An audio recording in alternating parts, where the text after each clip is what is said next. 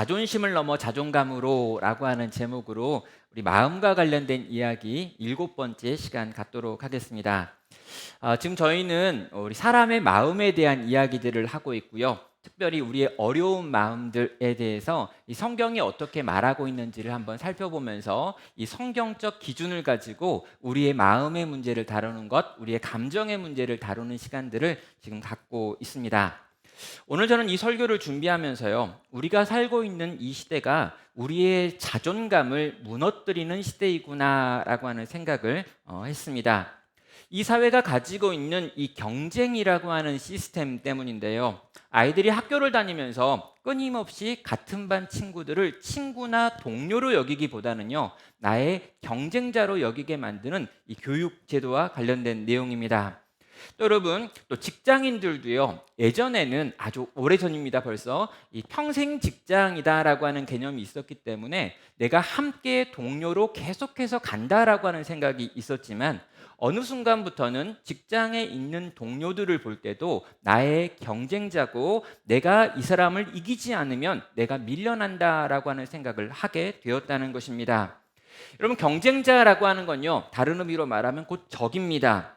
여러분, 적에게 자기의 마음을 솔직하게 드러낼 수 없지요. 깊은 친밀감을 가질 수 없습니다. 그들에게 공감을 해서는 이 치열한 경쟁 사회에서 이길 수 없습니다. 한 사람을요, 어떤 인격으로 대하기보다는 그 사람이 가지고 있는 능력, 그 사람이 가지고 있는 스펙, 그 사람이 가지고 있는 객관적으로 보여주는 어떤 것에 의지하여 평가하고 끊임없이 이 평가를 당하는 사회가 오늘날 이 사회인 것입니다. 여러분, 이렇게 해요. 끊임없이 누군가를 평가하는 이 시스템이 살아있는 사회에서 문제가 되는 것 중에 하나는요, 다른 사람만 그렇게 평가하는 것이 아니라 나 자신에 대해서도 끊임없이 점수를 매긴다는 것입니다. 다른 사람만 스펙으로 평가하는 게 아니라 나 자신도 끊임없이 스펙을 점검하고요. 내가 도대체 몇 점이나 되는 사람인가에 대해서 관심을 가질 수밖에 없다는 거죠. 그리고 이렇게 내가 나 자신에게 점수를 매길 때 필요한 게 뭐냐면 다른 사람들에 비해서 나는 어떤가라고 하는 비교입니다. 자, 우리가 흔히 자존감이라고 이야기하는 이 표현은요, 자아 존중감이라고 하는 이 단어의 약어입니다. 사전적인 의미가 뭐냐면요, 자기 스스로를 가치 있는 존재로 여기고 부정적으로 여기지 않는 감정이라고 하는 걸 자존감이라고 부르는 거죠. 그럼 일반적으로요, 이 자존감은 자기 자신에 대해서 긍정하는 겁니다. 나 자신을 생각하면서 또 나 자신이 관계하고 있는 여러 가지 것들을 생각하면서 그냥 기쁘고 즐겁고 감사하고 괜찮다라고 여기는 긍정적인 감정을 말할 때 이 자존감, 그리고 이 자존감이 높다라고 이야기를 하는 거죠. 그러면 자존감이 높은 사람들은 주로 이런 이야기를 합니다. 나는 사랑받을 만한 가치가 있고 소중한 존재이고 나에게 주어지는 일들을 대부분 잘 할 수 있고 그럴 만한 능력이 내 안에 있어 라고 하는 방식으로 자기 자신을 이야기하는 거죠. 제가 몇 년 전에요, 이 EBS라고 하는 교육방송에서 한 다큐멘터리를 봤는데요. 거기에 보니까 이 자아 존중감이라고 하는 것이 높은 아이들과 이 자존감이라는 게 낮은 아이들이 어떤 차이를 보이는지에 대한 내용들이 쭉 나와 있었습니다. 그럼 자존감이 높은 아이들은요, 기본적으로 주변에 있는 여러 가지 일들에 별로 이렇게 영향을 받지 않습니다. 그럼 다른 아이들이 다 앞에서 뭔가 이렇게 시키지 않은 일, 악한 일, 나쁜 일이라고 하는 걸 할 때 자존감이 높은 친구들은요, 이 주변이 흘러가는 대로 따라가지 않습니다. 내가 생각하고 내가 알고 있고 내가 바라는 그것들을 그냥 꾸준히 하더라는 거죠. 그런데 이 자존감이 낮은 친구들의 특징은 뭐냐면 눈치를 봅니다. 그리고 주변의 대부분의 사람들이 어떻게 움직이는지를 보고 그것이 분명히 나쁜 것인데도 불구하고 그 주변에 있는 사람들, 주변에 있는 또래들, 주변에 있는 어른들이 시키거나 그렇게 움직이면 따라 움직이더라라고 하는 이야기를 하는 거죠.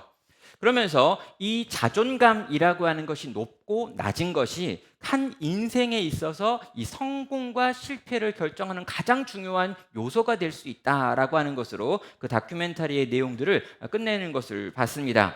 물론 그 내용을 보면 어떻게 하면 자존감을 더 높은 아이로 키울 수 있는가 이런 내용 쭉 있지만 그걸 설명하는 시간은 아니기 때문에 이 정도로 마무리를 하죠. 그러면 자기에 대한 신뢰가 낮다라고 하는 것은 주변의 흐름에 민감하고 그 흐름을 그냥 쫓아가더라라고 하는 것으로 연결되는 것입니다. 그럼 성도인 우리는 어떨까요? 성도인 우리의 자존감은 어떨까요? 여러분, 우리가 우리 자신을 과연 얼마나 긍정하고 있을까요? 내가 하나님의 자녀인 것을, 내가 주님의 몸된 교회의 일원인 것에 대하여 얼마나 긍정하고 기뻐하고 감사하고 감격하면서 나에 대해서 사랑하고 나를 드러내고 있는 걸까요? 본격적인 말씀을 나누기 전에 정리해야 될 것 또 하나가 있는데요. 사람들이 이 자존감이라고 하는 말과 이 자존심이라고 하는 말을 좀 착각하거나 오용해서 함께 쓰는 경우들이 있기 때문에 이 둘을 좀 구분할 필요가 있습니다. 그럼 둘 다 자기 자신을 긍정한다라고 하는 측면에서는 같습니다.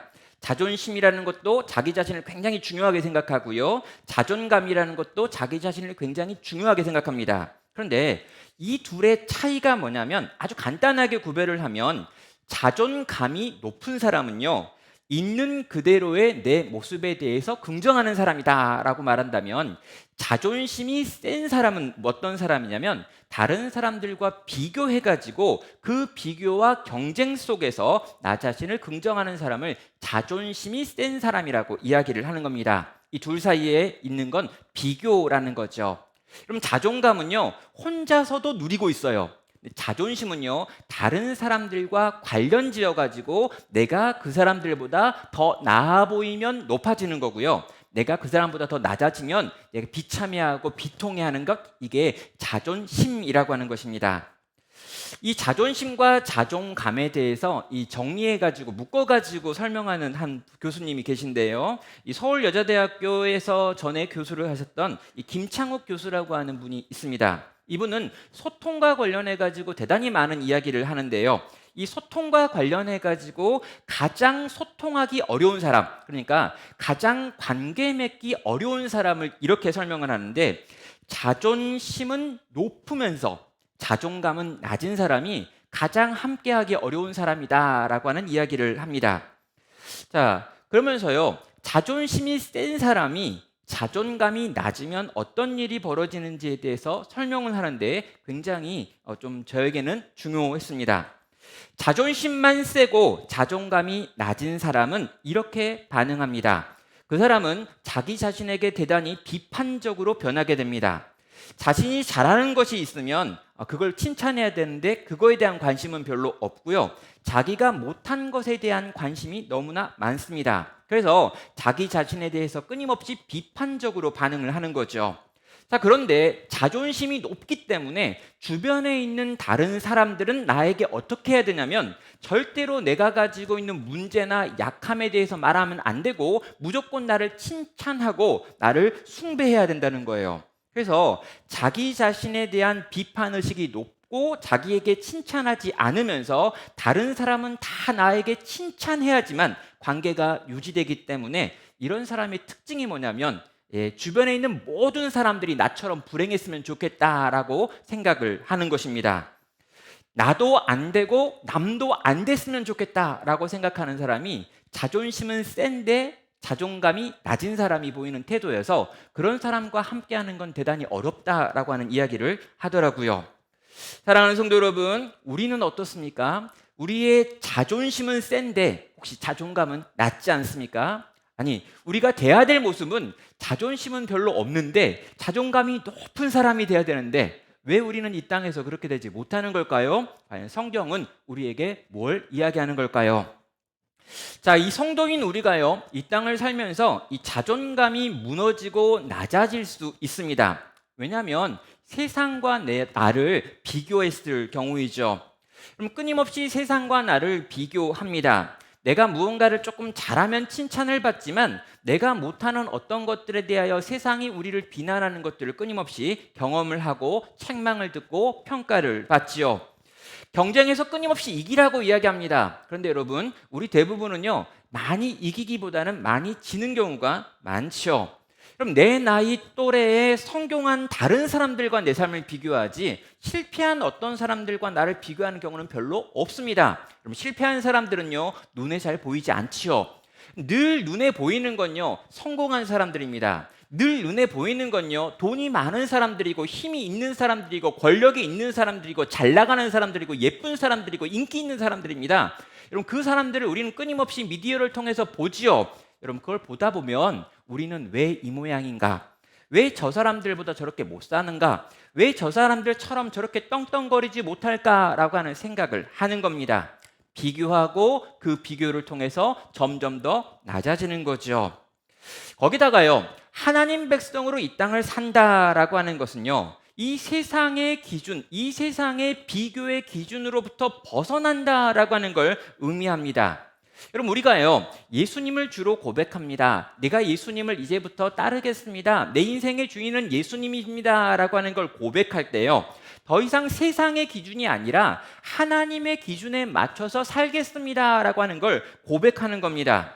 그러면 성도가 이 땅을 사는 이유가 뭡니까? 라고 물어보면요, 우리가 아주 익숙하게 모든 사람들이 세례를 받을 때 했었던 고백인 이 웨스터민스터 소요리 문답의 이 첫 번째 문답을 다시 한번 생각해야 합니다. 그럼 첫 번째 질문에 이런 질문이 있어요. 사람의 제일 되는 목적은 무엇입니까? 라고 물어봅니다. 여러분, 사람의 제일 되는 목적이 뭐냐라고 하는 이 질문에 대해서요, 여기 계신 세례를 받은 모든 분들은 다 이렇게 대답을 했습니다. 사람의 제일 되는 목적은 하나님을 영화롭게 하고 영원토록 그분을 즐거워하는 것입니다 라고 하는 고백을 했다는 거죠. 기억이 안 나도 여러분은 이미 그 고백을 했기 때문에 여기에 와 있는 겁니다. 여러분, 우리의 목적은 세상 사람들처럼 자기의 영화를 누리기 위한 게 아닙니다. 세상 사람들처럼 더 많이 돈을 벌고 더 인기를 끌고 더 많은 힘을 가지고 내 맘대로 내 인생의 왕이 되어 살아가는 것, 이게 우리 인생의 목적이 아니라는 거죠. 그러면 그게 우리의 인생의 목적이 아니면 그 기준을 가지고 우리의 인생을 평가하면 안 됩니다. 여러분, 우리가 평가해야 될 기준은 뭐냐면 내 인생이 정말 하나님을 영화롭게 하고 있는가, 내가 정말 하나님으로 인하여 즐거워하고 있는가, 이게 우리의 인생의 기준이 돼야 된다는 거죠. 근데 여러분, 우리는 신앙 고백을 할 때는 그렇게 고백했지만 막상 인생을 살면서 그것을 기준 삼아서 내가 성공했나, 내가 실패한가, 내가 행복한가, 내가 불행한가를 판단하지 않는다는 것입니다. 그럼 목적이 다르면요, 과정이 다를 수밖에 없습니다. 인생의 목적이 돈 버는 거라면 끊임없이 열심히 돈을 벌어야 합니다. 그럼 인생의 목적이 건강이라면요, 끊임없이 어떻게든 더 건강해지기 위해 애쓰고 노력을 해야 합니다. 인생의 목적이 정해지면요, 이 목적을 향해서 우리는 끊임없이 달려가게 되어 있습니다. 힘과 능력과 돈과 모든 역량들이 다 거기에 쓰여지고 그렇게 쓰여질 수밖에 없는 거죠. 그러니 여러분, 더 잘합니다. 돈을 버는데 아침부터 밤까지 고민하면서 계속해서 돈을 벌 생각을 하고 있으면 더 돈을 잘 벌겠죠. 여러분, 하나님의 사람들은 어떻게 삽니까? 여러분, 돈은 내가 하나님을 섬기는 도구라는 거예요. 그러면 하나님을 섬기고 하나님을 사랑하는데 열심을 내다가 중간중간에 어떻게 하면 돈을 벌까 생각합니다. 그러니 여러분, 돈을 좀 덜 벌 수도 있죠. 여러분, 우리는 그렇게 생각하는 겁니다. 우리의 인생의 목적은 이 세상의 것들과 다르다. 나는 다른 인생의 목적을 갖고 있기 때문에 다른 계획을 가지고 이 땅을 살아가며 다른 기준으로 나를 평가해야 된다라고 하는 걸 믿어야 합니다. 그런데 그렇게 하지 않는 거죠. 세상 사람들과 똑같은 기준으로 나 자신을 바라봅니다. 내 주변에 있는 내 친구들은 이러저러한데, 내 주변에 있는 내 친구들은 나와 같은 직급에 있는 그 친구들은 지금 이러한 것들을 소유하고 이러한 것들을 말하고 이러한 것들에서 힘을 가지고 있는데 왜 나는 없을까? 여러분, 우리가 그렇게 비교할 때 우리는 점점 작아지는 나를 발견하고요, 우리의 자존감이 점점 낮아지고 자존심만 세지는 모습을 보여주더라는 것입니다. 여러분, 이 자존감이라고 하는 문제는요, 인생의 성공과 직결되는 것이다 라고 이야기를 했습니다. 여러분, 이 자존감은요, 다른 사람들과의 관계에도 지대한 영향을 미친다라고 이야기를 했습니다. 우리가 정말 성도로 이 땅에서 풍성하게 살기 원한다면, 그리고 내가 그 풍성한 삶이라고 하는 걸로 다른 사람들에게 영향을 미치기 원한다면 우리는 이 자존감의 문제를 해결해야 합니다. 우리가 우리 자신을 존중하는 이 마음이 높아지는 것, 그런데 여러분, 그것이 어떻게 가능할까요? 성경은요, 우리의 자존감의 문제를 가지고 오늘 이 베드로 전서의 말씀을 통해서 몇 가지로 이야기를 합니다. 자, 이 자존감의 회복을 위해서 가장 필요한 첫 번째, 두 번째 이 두 가지를 이야기하려고 하는데요. 그 첫 번째는 내가 누구인지에 대해서 성경이 말하는 바를 알아야 하는 것입니다. 이 자존감의 회복을 위해서 오늘 본문 말씀, 특별히 베드로전서 2장 9절을 보면은 여러분, 우리가 누구인가에 대한 이야기를 다시 한번 언급하고 있습니다. 자, 우리는요, 타인과 비교하지 말아야 합니다. 특별히 하나님을 믿지 않는 사람들과 비교하는 건 잘못된 겁니다 라고 하는 말을 듣습니다. 그런 다음에 그럼 이제 어떻게 해야 되지? 라고 생각을 하는 거죠. 세상을 향해 눈을 닫고 나 자신을 찬찬히 쳐다보면서 나 자신이 얼마나 훌륭한 사람인지를 생각해 봐야지 라고 생각을 하신다면 대부분 실패합니다. 왜 그렇습니까? 이미 우리가 살았던 삶을 보면 다른 사람에 비교하면서 내가 몇 점인지를 끊임없이 판단하도록 훈련받고 배워왔기 때문입니다. 우리는 가만히 앉아가지고 나 자신을 돌아본다고 해가지고 자존감이 높아지지 않습니다. 그래서 우리에게 필요한 게 뭐냐면요, 진리가 필요합니다. 하나님의 말씀, 영원한 하나님의 말씀, 결코 흔들리고 요동하지 않는, 세상에 있는 모든 지식과 지혜는 끊임없이 변화되지만 결코 흔들리고 요동하지 않고 영원한, 푸른 시들고 꽃은 마르지만 영원히 남아있는 하나님의 말씀에서 과연 우리를 뭐라고 부르는지 배워야 되는 거죠. 그런데 베드로전서 2장 9절에서 성경은, 하나님께서는 우리를 이렇게 부르십니다.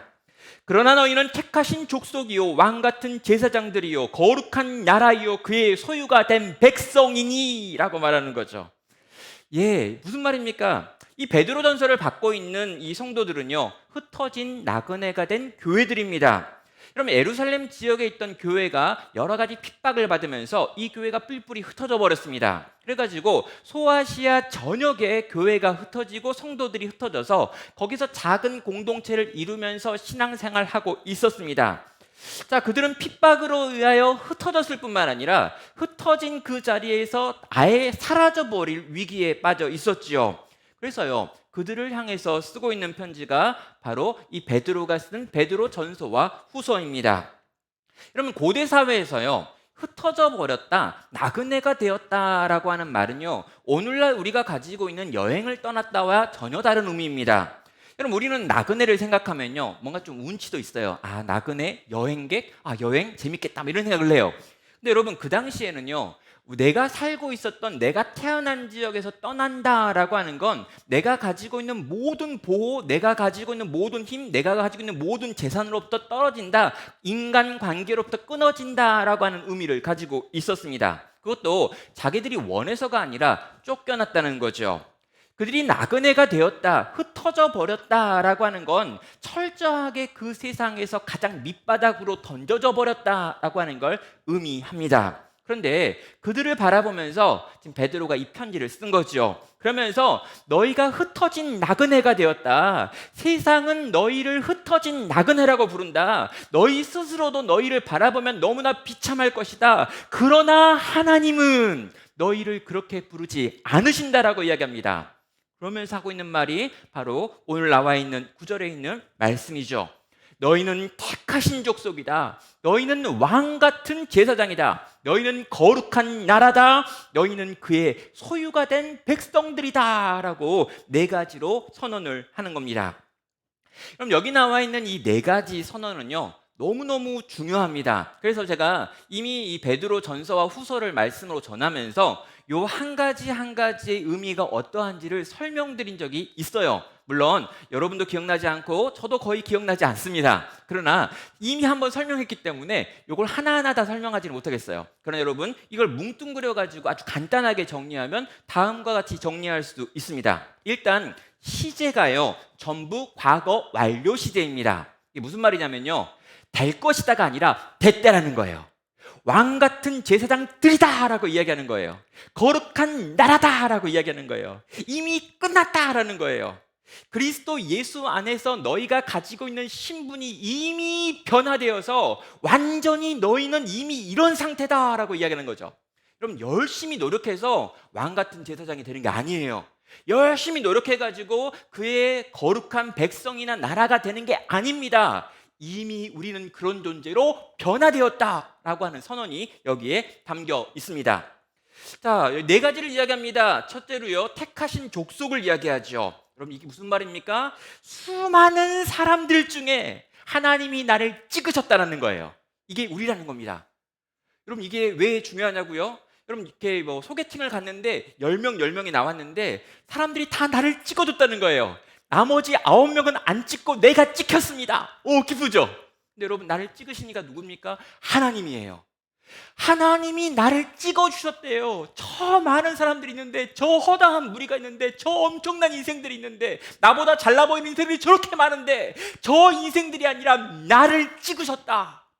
이게 우리의 정체성입니다. 하나님은 우리를 택하신 족속이라고 부릅니다. 두 번째로 왕 같은 제사장들이라고 부르는데요. 여기에서 좀 더 원문의 의미를 살펴보면 이 왕 같은 게 아니라 왕의 제사장이라고 하는 표현이 더 정확한 표현이라고 합니다. 그럼 왕의 제사장이라는 말은요, 왕을 위한 또는 왕에게 속한 제사장들이다라고 이야기를 하는 거죠. 하나님이요, 우리를 부르셔서 뭘 만드셨습니까? 제사장으로 만드셨어요. 그럼 이 제사장이라고 하는 건요, 날 때부터 그 신분이 정해져 있는 몇몇 사람들 중에서만 나오는 거였습니다. 그런데 이제 아니라는 거예요.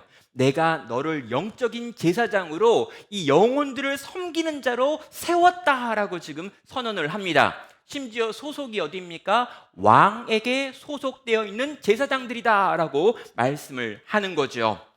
여러분, 우리가 영원하신 왕에게 소속되었습니다. 그분이 우리의 주가 되셨습니다. 그분이 우리의 왕이 되셨습니다. 그분께 속해서 그분을 위하여 일하는 자들이 우리들입니다. 우리의 신분이 이렇게나 변화되었다라고 하는 걸 보여주는 거죠. 거기다가 세 번째로요, 우리를 거룩한 나라라고 부르는데 여기 나와 있는 이 거룩함이라고 하는 건 구별되었다라고 하는 뜻을 갖습니다. 나를 선택하신 하나님께서 나를 다른 이들과 다르게 구별하셨다라고 하는 거죠. 이게 무슨 말일까요? 여러분, 저는요, 우리 교회에 있는 성도들의 자녀들을 사랑합니다. 누구보다요? 이 교회 안 다니고 있는 다른 집 자식들보다. 이렇게 그런 차이가 있어요. 저는 아이들을 사랑합니다. 그러나 모든 아이들을 똑같이 사랑하지 않아요. 먼 자식들이 있고요, 먼 남의 자식들이 있고요, 우리 교회 성도들의 자식들이 있고요. 제가 우리 교회 성도들을 아무리 사랑하고 그 자녀들을 사랑한다고 해도요, 우리 집에 있는 그 자식들을 더 사랑한단 말이에요. 이게 구별입니다. 나눠져 있어요. 하나님은 온 인류를 사랑하십니다. 불신자들도 사랑하세요. 그러나 하나님께서 특별히 더 사랑하시며 구별하신 존재들이 있는데 그게 나라는 거예요. 여러분, 이게 우리에게 주어지는 세 번째 특징입니다. 네 번째 마지막이 뭐냐면요, 여기 나와 있는 그의 소유가 된 백성이다라고 하는 표현이죠. 우리가 그분의 것이다라는 것입니다. 여러분, 그분이 나의 주인이십니다. 나는 그분의 것입니다. 그런데요, 이 말은 어떤 의미에 좀 기분이 나쁠 수 있어요.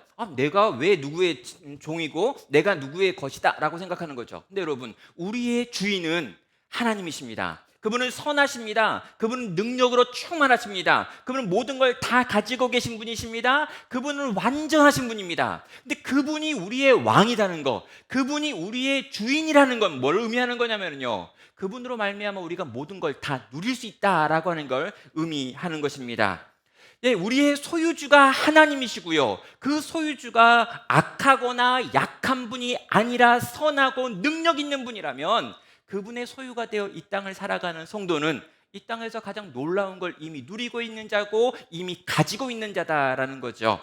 너는 내 거야 라고 이야기하는 게 기분 나쁘십니까? 근데 여러분, 너는 내 거야 라고 말하는 그분이 여호와 하나님이라면 그분이 이제부터 나를 보호하고 지키고 돌보고 채울 것이다 라고 하는 말이 포함되어 있는 선언인 것입니다. 지금 베드로는요, 이 흩어진 교회들을 바라보면서 이 네 가지 일이 이미 너희 가운데 이루어진 일들이다 라고 말하고 있습니다. 너희가 스스로 생각하기에는 너희는 흩어져 버린 사람들이고 나그네가 되어버렸고 이 세상에서 뿔뿔이 흩어져서 점점 사라져버릴 것 같은 비참한 인생이라고 느끼고 있지만 아니다라는 거죠. 너희는 이미 그리스도 예수 안에서 하나님께서 이렇게 부르신 놀랍고 위대하고 존귀한 자들이다 라고 지금 성경은 선언하는 것이죠. 여러분, 이 선언을 만약에 우리가 받아들인다면 우리는 어떻게 반응을 해야 되는 걸까요? 정말 우리를 하나님께서 그렇게 부르셨다라고 하는 걸 믿는다면 이 믿음을 가진 우리들은 이 세상에서 어떻게 반응하며 살아야겠느냐라는 거죠.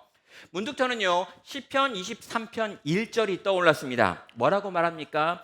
여호와는 나의 목자시니 내가 부족함이 없으리로다라고 시인이 고백하죠.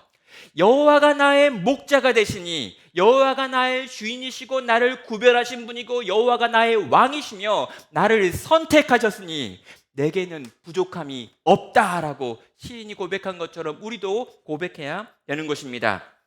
사랑하는 성도 여러분, 그분이 나를 택하셨습니다. 그분이 나를 제사장으로 임명하셨습니다. 그분이 나를 구별하셨습니다. 그분이 나를 소유하고 계시고 지금도 소유하십니다. 우리는 그분 안에서 안전합니다.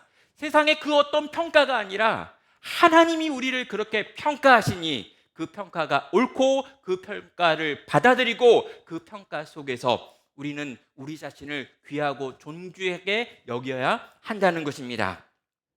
사랑하는 성도 여러분, 우리를 바라보면서 세상이 뭐라고 말합니까? 우리를 보면서 세상이 어떻게 평가합니까? 그 나이가 먹도록 그것밖에 못했니? 라는 평가를 받는 분 계십니까? 너는 왜 이렇게 약하니? 라는 평가를 받는 분 있습니까? 이러저러한 것들을 세상의 기준들을 쭉 열거하면서 이것도 없고 이것도 없고 이것도 없는 비참한, 그런데 교회는 또 왜 그렇게 열심히 다니니? 이런 평가를 받는 분 계십니까?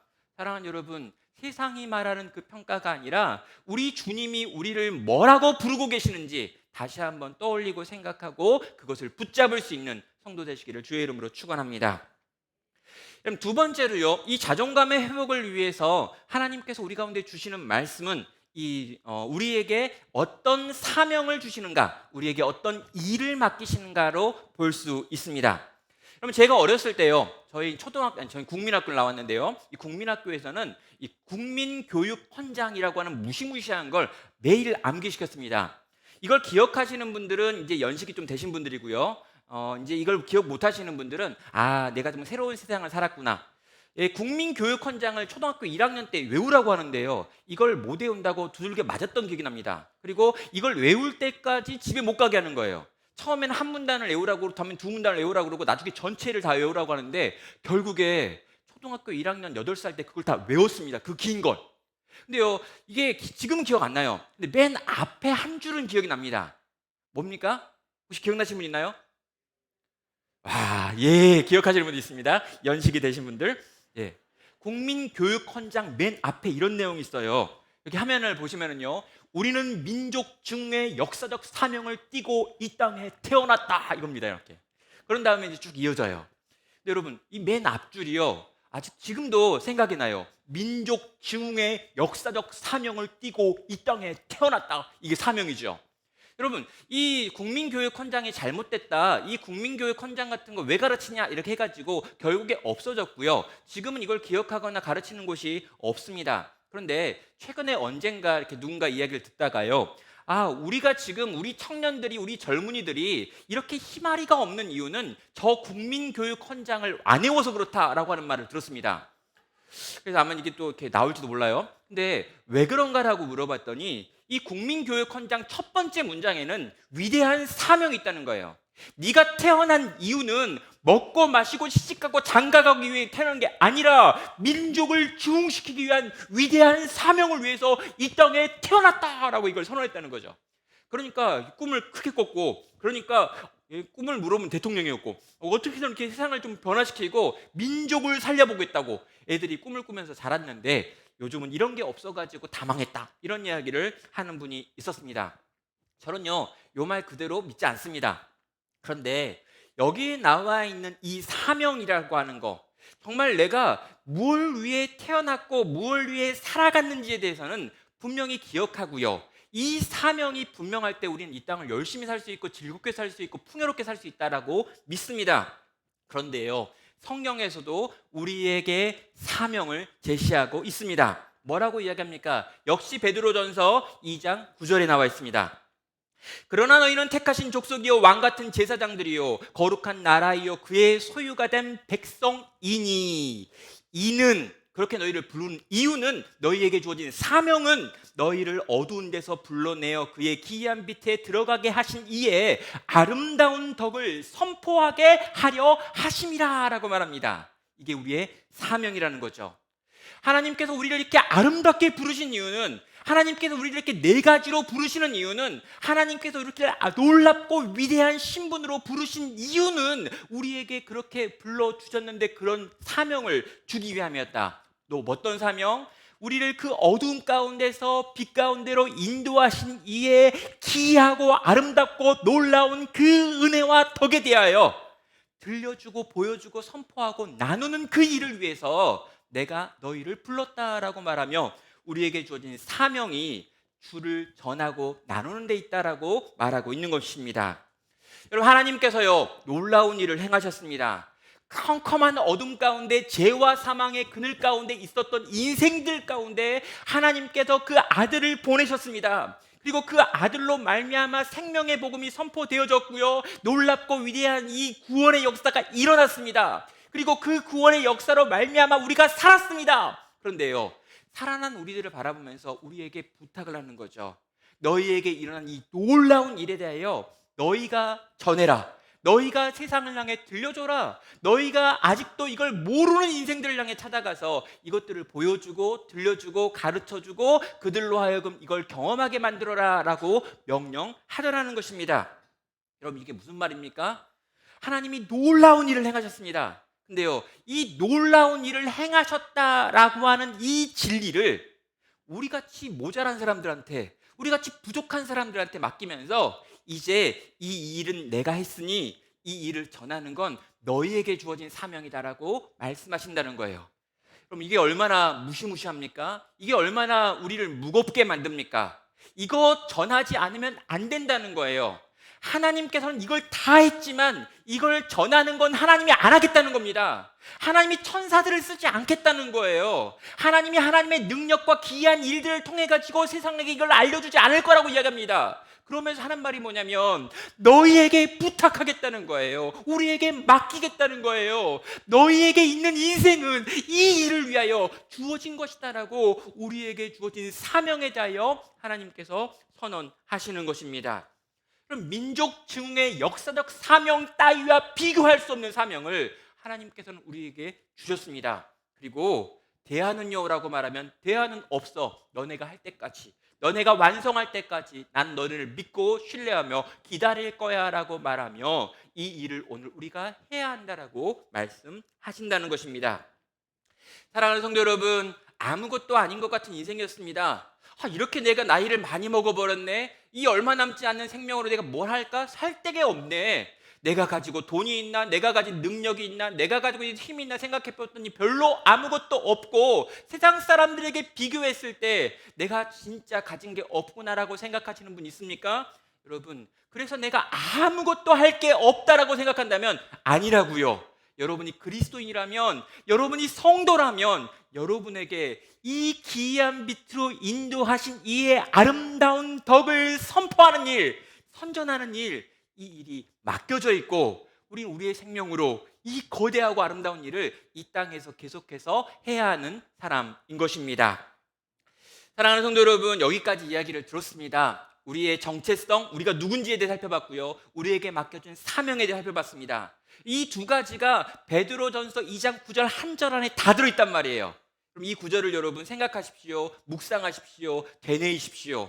내가 흔들리고 내가 과연 누군가 막 떠오르고 내 자존감이 바닥을 바닥 기고 있으면 그때 이 말씀을 떠올리십시오. 내가 누구인지, 나에게 맡겨진 일이 무엇인지를 떠올리시고 생각하시며 다시금 힘을 내어 걸어가시길 바랍니다.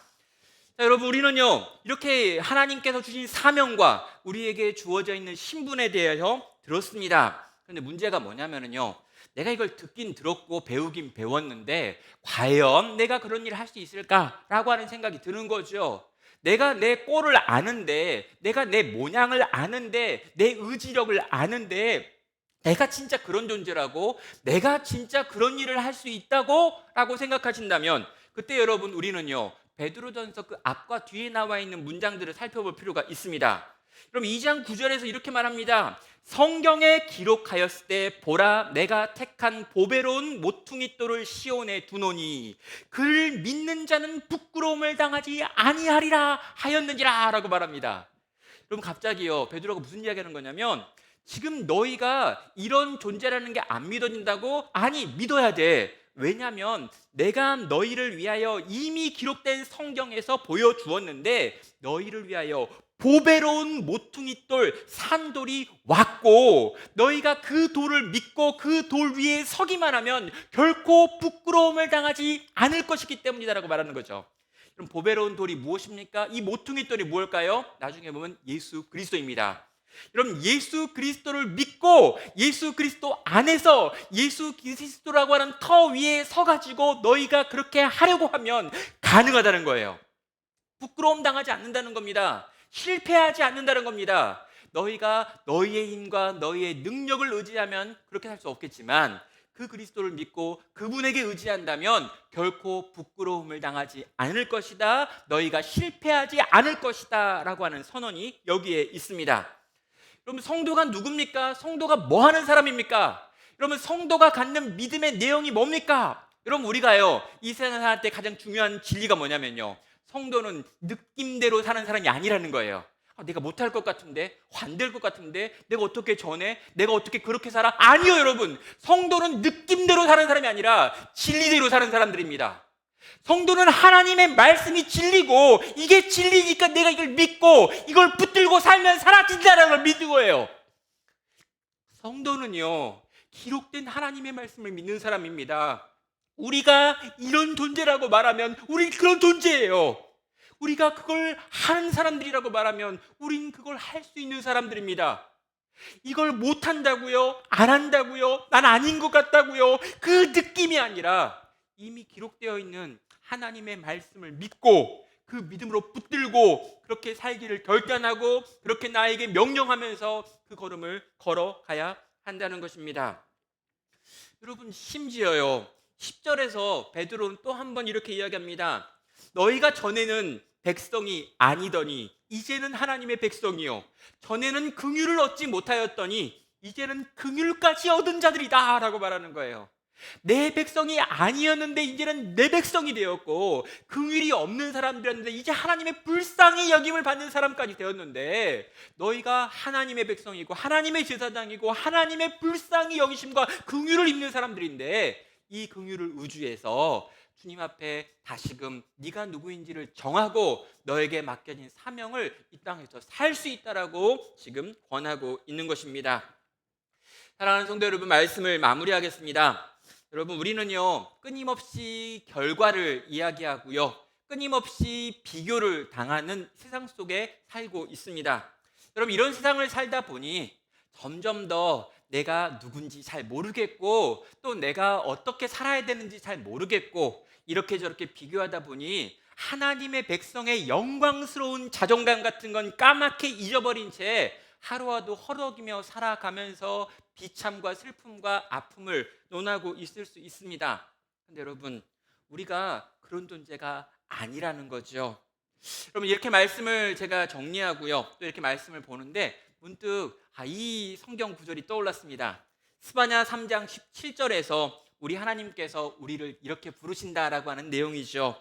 너의 하나님 여호와가 너희 가운데 계시니 그는 구원을 베푸실 전능자이시라.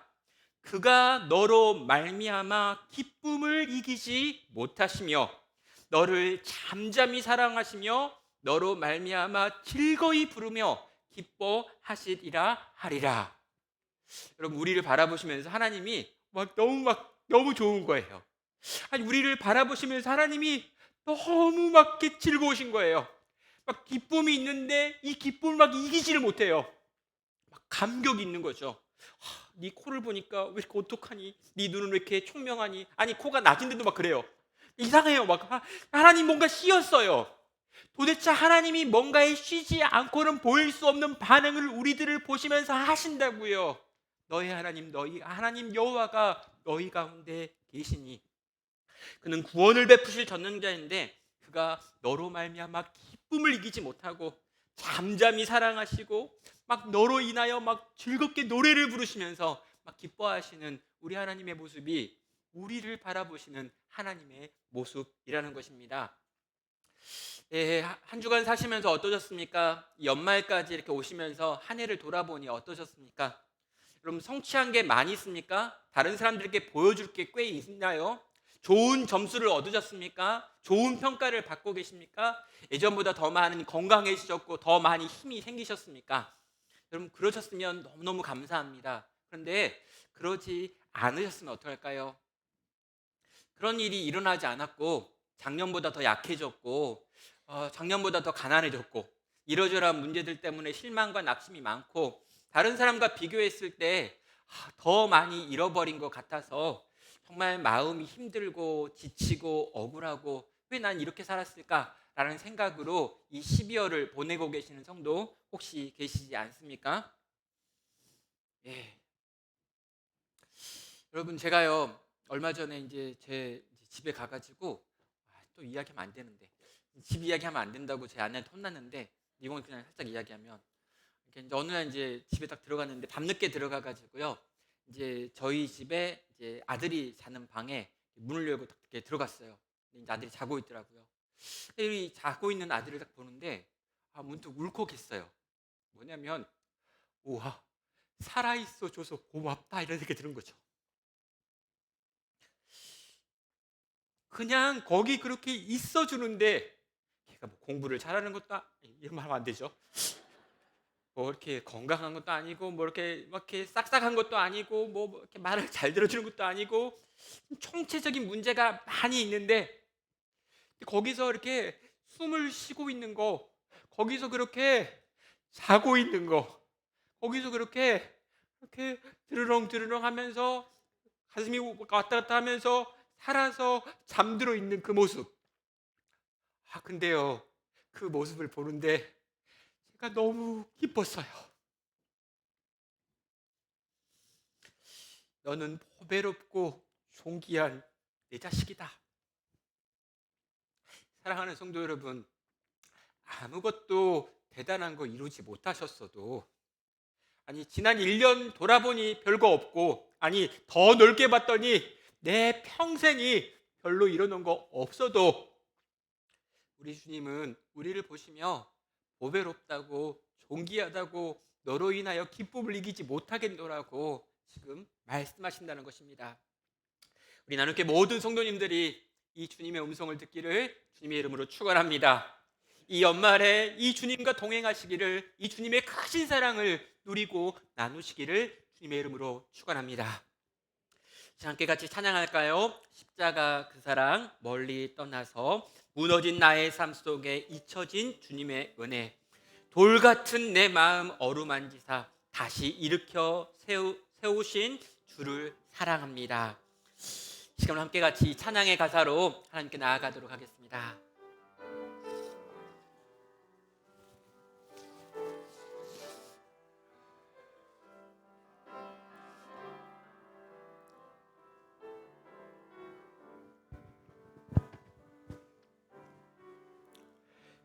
십자가 그 사랑 멀리 떠나서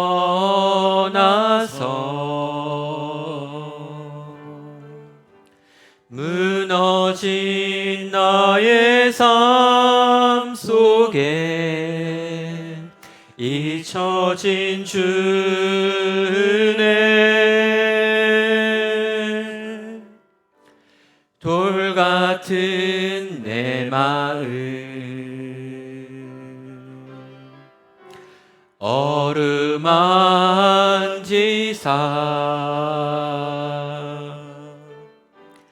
다시 일으켜 세우신 주를 사랑합니다.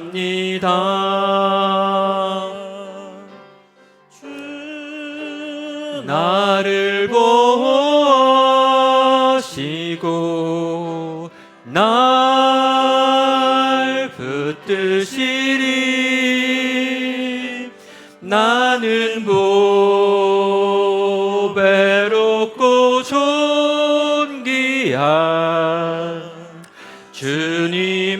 자녀라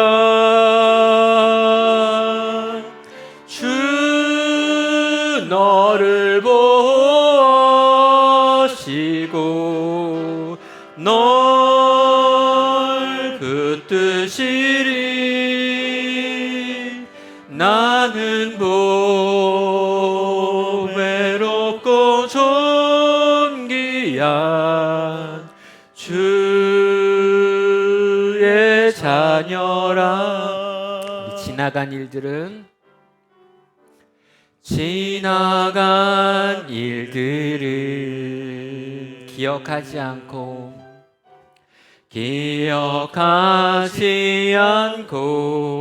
이전에 행한 모든 일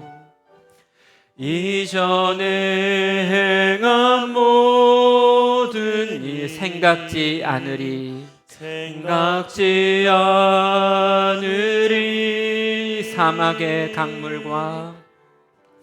사막의 강물과 길을 내시는 주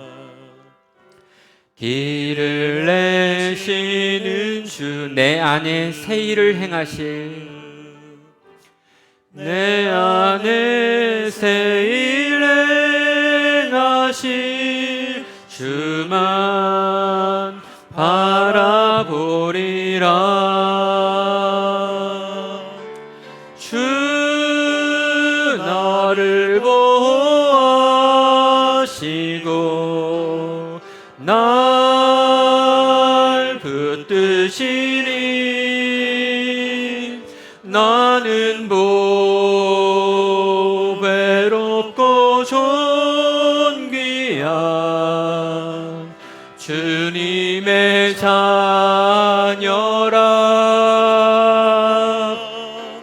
주 나를 보시고 날 붙드시리 나는 보배롭고 존귀한 주의 자녀라. 잠깐 같이 기도로 주 앞에 나아가겠습니다. 끊임없이 비교하는 세상 속에서 끊임없이 비교받는 세상을 살아가며 나 자신에 대하여 한없이 약해져 있고 낮아져 있는 마음으로 살아가고 있다면 이 시간 하나님의